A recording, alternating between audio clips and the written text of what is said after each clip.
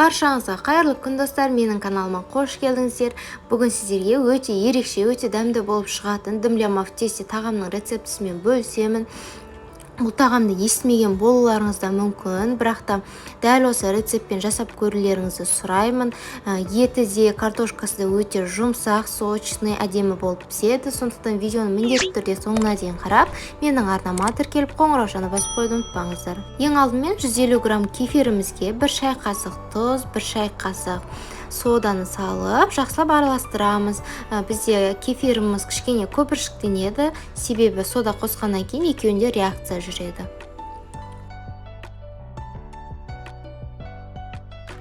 Оның үстіне бір жұмыртқамызды, сұйық майымызды қосып, тағы да қасықпен кішкене араластырып жібереміз.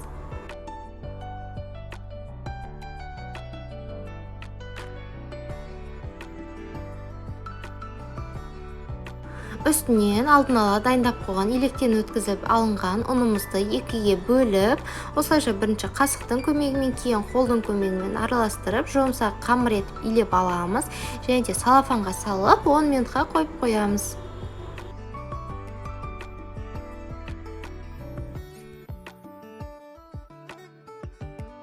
Енді кезекте салмасын дайындап аламыз. Міне видеода көріп тұрғандарыңыздай ең алдымен пиязымызды алып, кольца етіп турап шығамыз.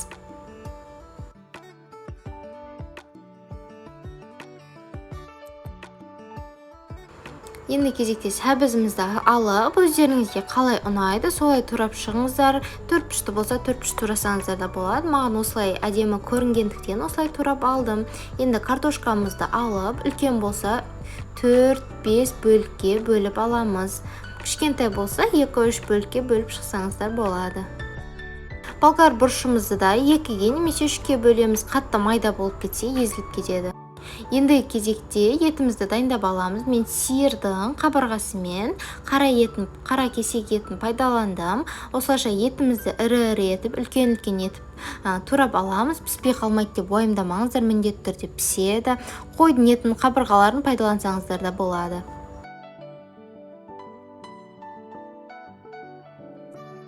Табамызды қыздырып, ішіне май құйып, оның үстінен етті салып, етімізді жақсылап қуырып аламыз.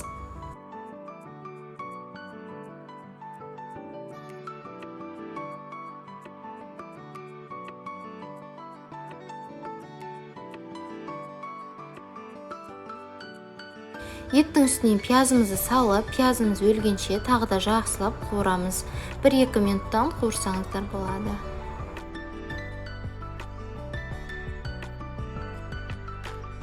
Екеуі жақсылап қуырылғаннан кейін үстіне жарты стакан су құйып, бетін жауып, төмен отта бұқтырамыз, себебі етіміз кішкене пісуі қажет.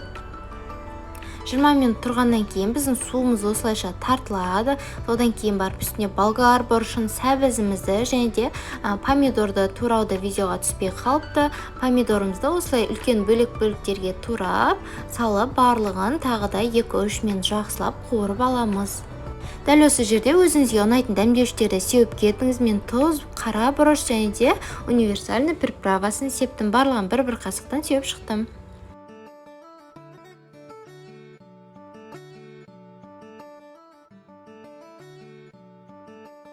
Енді оның үстінен тағы да жарты стакан су құйып, бетін жауып, тағы да баяу отта 20-25 минут шамасында бұқтырамыз.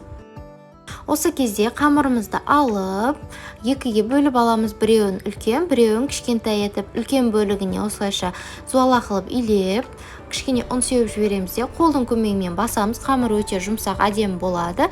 Кейін оқтаудың көмегімен шұқалау қамыр етіп жайып шығамыз.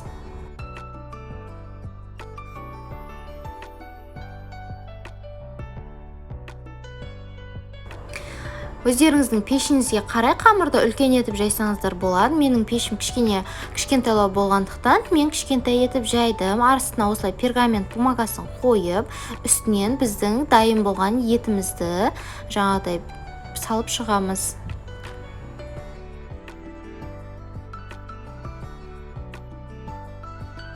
Барлығын орналастырып болғаннан кейін үстіне дайын туралып қойған картошкаларымызды осы кезде саламыз. Себебі картошка пісіп кетуі мүмкін, оны алдын ала қуыратын болсақ езіліп кетуі мүмкін. Сондықтан осы кезде салып, екінші тестамызды алдын ала жайып дайындап қоямыз. Осылайша бетін жабамыз, видеодағыдай шеттерінің барлығын жабыстырып, әдемілеп түйіп шығамыз. Самса түйгендей, уйгурский самса түйгендей әдемілеп осылайша түйіп шығамыз.